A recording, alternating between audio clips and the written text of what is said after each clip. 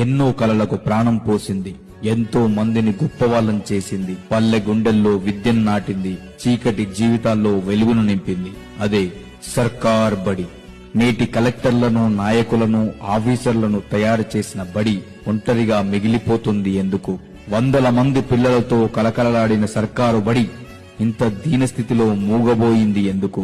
ఈ సమాజంలోని అందరికీ ప్రభుత్వ ఉద్యోగం కావాలి, ప్రభుత్వ పథకాలు కావాలి, ప్రభుత్వమిచ్చే అన్ని ఉచితాలు కావాలి. కానీ ప్రభుత్వ విద్య మాత్రం వద్దు. రాష్ట్రానికి, దేశానికి వెన్నెముకైన సర్కారు బడి నేడు చతికిల పడిపోయిన పాపం ఎవరిది?